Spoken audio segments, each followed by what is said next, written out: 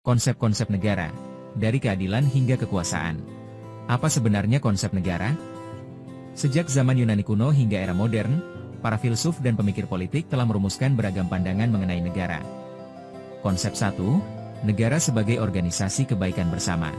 Socrates, Plato, dan Aristoteles sepakat bahwa negara harus menjunjung tinggi keadilan dan kebajikan. Menurut mereka, negara bukan milik penguasa, tapi alat untuk mencapai kesejahteraan dan kebahagiaan bersama. Konsep 2. Negara sebagai organisasi teokrasi. Agustinus dan Al-Ghazali menekankan pentingnya nilai-nilai agama. Negara ideal menurut mereka adalah yang mencerminkan keadilan ilahi, kedamaian, dan ketertiban yang membawa manusia mendekat kepada Tuhan. Konsep 3. Negara sebagai organisasi kekuasaan. Machiavelli dan Hobbes memandang negara sebagai alat untuk mempertahankan kekuasaan. Negara harus kuat, bahkan menakutkan, demi menjaga stabilitas.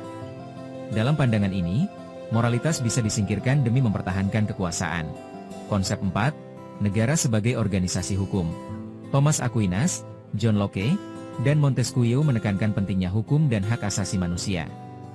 Mereka menolak kekuasaan absolut dan memperkenalkan pembagian kekuasaan menjadi legislatif, eksekutif, dan yudikatif yang kemudian dikenal sebagai trias politika.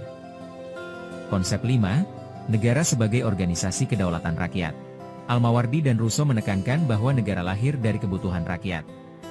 Menurut Al-Mawardi, negara harus menjamin keadilan, keamanan, dan kesejahteraan, serta menjunjung tinggi agama dan harapan hidup.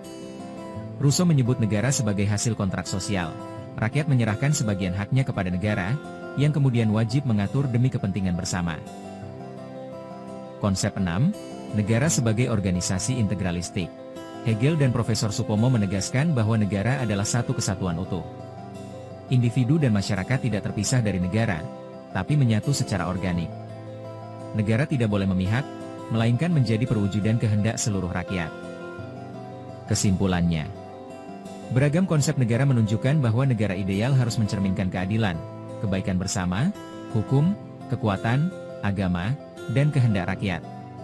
Sebuah negara bukan hanya tempat bernaung, tapi juga cermin nilai-nilai yang kita anut.